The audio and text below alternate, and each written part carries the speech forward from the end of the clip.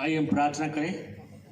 प्रेमी अनुग्रहकारी दयालु परमेश्वर पिता, हम धन्यवादी मान आत्मा के साथ तेरे कदमों में आते हैं। जीवन के तमाम उत्तम आशीषों का स्मरण करते हैं जो आपकी ओर से मिला, और इस समय हम धन्यवाद करते हैं कि बार फिर से हम डायसिस ऑफ गुजरात में उपस्थित हो सके हैं और एक बहुत बड़ा सुंदर कार्यक्रम जो यहाँ पे रखा गया कि तेरे नाम से एक बार फिर से इस मिनिस्ट्री को स्थापना किया जाए, एक नया सोच, एक नई विचार के साथ जो परमेश्वर योजना बनाया गया उस पर तू आशीष दे। पवित्र आत्मा हमें जुम्मस करे ताकि जो कुछ भी आज इस प्लानिंग के तहत नींव रखा गया है, प्लान के तहत प्लान किया गया कि यहाँ पर ऑर्फनेज का और ओल्ड एज होम का संचालन हो सके। प्रभु आप हमारा सहायक बन और सहायता कर कि तेरे मार्गदर्शन में ये काम सफल हो सके और तेरी महिमा हम सबकी ज़िंदगी दोहरा सके।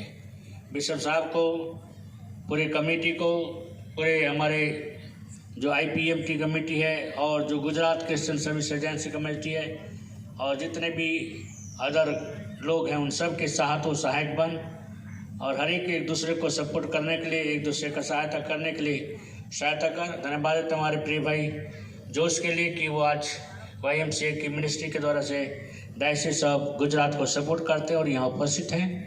उनके फादर के कमिटमेंट के लिए भी धन्यवाद देते हैं जो डायसिस के प्रति और बिशप साहब के प्रति रहा है। और इस तरह से जब काम बढ़ता जा रहा है प्रभु, तेरे लोग तेरे नाम की हम दो तारीफ करते हैं। धन्यवाद देते हैं कि बहुत दिनों के बाद हमारी मुलाकात एक बार फिर से इस जगह पर हुआ। होने दे जब भी हम एक दूसरे से मिलते हैं सदैव एक दूसरे के लिए प्रार्थना का कारण बने। बेटी तेरे पुत्र पसकेश के नाम से मांगते हैं, सुन दया से कबूल कर, आमीन।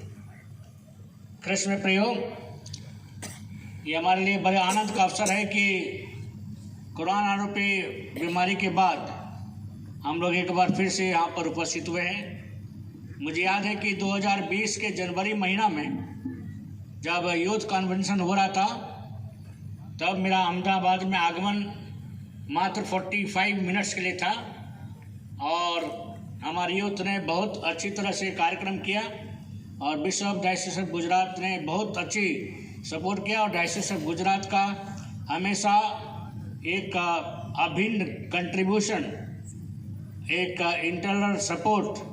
Integral support all the time diocese के लिए और सिनोड के लिए मिलता रहा है। मैं उसके लिए डायसिस ऑफ गुजरात के बिशप साहब को धन्यवाद देता हूँ। साथ ही पूरी टीम के धन्यवाद देता हूँ जो हम 2020 के जनवरी के बाद एक बार फिर से मिले और जब हम लोग सब इस कोरोना रूपी भयानक बीमारियों के बीच से गुजर रहे थे तब हमारे सामने एक दूसरे के लिए प्रार्थना करने का सिवा कोई और रास्ता नहीं था।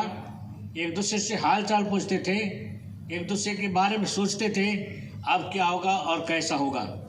लेकिन प्रभु का धन्यवाद करते हैं कि प्रभु ने हम सबको उस भयानक तकलीफ से, भयानक बीमारी से बचाकर एक बार फिर से ये मंच दिया, एक स्थान दिया जहां प्रभु की स्तुति और प्रशंसा कर सकते हैं। और सुंदर क्वायर जो मेहुल भाई की अगुवाई में यहाँ पर गुजरात डायसिस की है, आपको बधाई देते हैं। हालेलुया। आपका गाना, आपका प्रेज करना, प्रभु की स्तुति करना सचमुच में बड़ा आनंद का अवसर है। मैं सोच रहा था कि ऐसा यहाँ पर कुछ नहीं होगा, सिंपल हम इनॉग्रेशन करेंगे और जल्दी से एक कप चाय पी के वापस क्या बोलते हैं अहमदाबाद जाएंगे। हम औरंगाबाद याद कर रहे थे जहाँ से भागना पड़ा था, पर अहमदाबाद में, और हम यहाँ पे जल्दी से सोच रहे थे कि उद्घाटन करके वापस हो जाएंगे। विश्व मालवीय को पूछ रहा था, अरे बहुत देर कर रहे तुम लोग, जल्दी शुरू करो प्रोग्राम। विश्व मालवीय बोल रहे थे, अरे इतना जल्दी नहीं, यहाँ मत चिंता करिए। वी आर हैप्पी कि ये एक अच्छा कार्यक्रम यहाँ पर रखा गया। और मसीही इतिहास में हम जानते हैं कि जब मिशनरी आए और जब सर्विस शुरू की तो उन्होंने 4 प्रमुख भाग को लिया था। और पहला भाग था कि हमारे लिए चर्चेस बने, आराधनालय बने जहाँ पे लोग आके स्तुति करेंगे, प्रार्थना करेंगे, गाना गाएंगे और प्रशंसा करेंगे। आराधनालय का निर्माण किया और आराधनालय में जब निर्माण करते गए तब उनके पास एक विचार आया कि हम क्यों ना आराधनालय के साथ साथ अनाथालय बनाए। तो ऑर्फनेज को उन्होंने बहुत सी जगह पे बनाया जहाँ पे बहुत सारे हमारे पूर्वजों के माता पिता अनाथ थे। कई बीमारियों से जब पेरेंट्स ख़त्म हो गए थे, जब उनका कोई नहीं था तो उन्होंने मसीह की ओर देखा। उस अनाथालय में उनको रखा गया, पालन पोषण किया गया, संभाला गया, और उसके बाद वो इस मिनिस्ट्री में और चर्च की मिनिस्ट्री में, देश की मिनिस्ट्री में और सहयोग बने, काम बने।